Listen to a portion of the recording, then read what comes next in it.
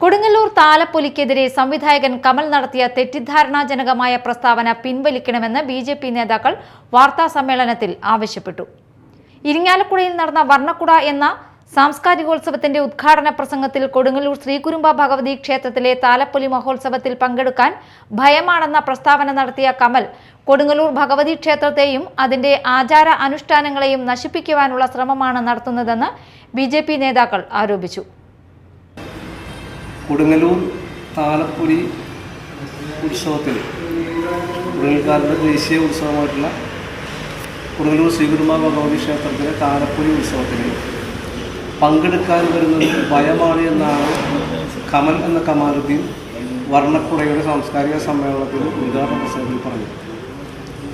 കൊടുങ്ങല്ലൂരിൽ വളരെ സമാധാനത്തോടെയും വളരെ ഒത്തൊരുമയോടെയും ജാതിമത ഭേദമന്യേ എല്ലാ വിഭാഗം ജനങ്ങളും ഒരുമിച്ച് ആഘോഷിക്കുന്ന ഒരു ഉത്സവമാണ് കൊടുങ്ങല്ലൂർ ശ്രീകുരുമ്പ കാവിലെ ഉത്സവം.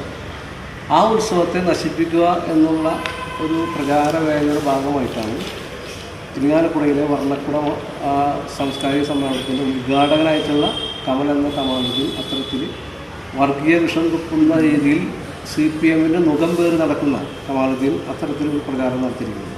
ഇത് തികച്ചും ആസൂത്രിതമാണ്. കാരണം പെട്ടെന്നുണ്ടായൊരു സംഭവമല്ല, തികച്ചും ആസൂത്രിതമാണ്. ഈ ആസൂത്രിതമായിട്ടുള്ള സംഭവം എവിടെ നിന്ന് വന്നു എന്നുള്ളത് കൃത്യമായിട്ട് അന്വേഷിക്കുന്നതാണ്. കാരണം കൊടുങ്ങല്ലൂർക്കാരനായിട്ടുള്ള കമലി സമാധാനപരമായും ഒത്തൊരുമയോടെയും കൂടി ജാതിമത ഭേദമന്യേ എല്ലാ വിഭാഗം ജനങ്ങളും ഒത്തുകൂടി ആഘോഷിക്കുന്ന കൊടുങ്ങല്ലൂരിന്റെ ദേശീയോത്സവമാണ് കുരുമ്പക്കാവിലെ താലപ്പൊലി മഹോത്സവം.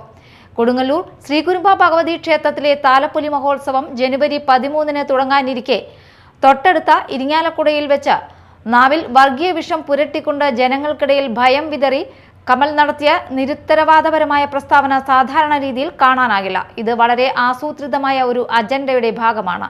ഈ പ്രസ്താവന പിൻവലിച്ച് കൊടുങ്ങല്ലൂർക്കാരനായ ഇദ്ദേഹം ഇവിടുത്തെ ജനങ്ങളോട് മാപ്പ് പറയണമെന്ന് ബിജെപി നേതാക്കൾ വാർത്താ സമ്മേളനത്തിൽ ആവശ്യപ്പെട്ടു.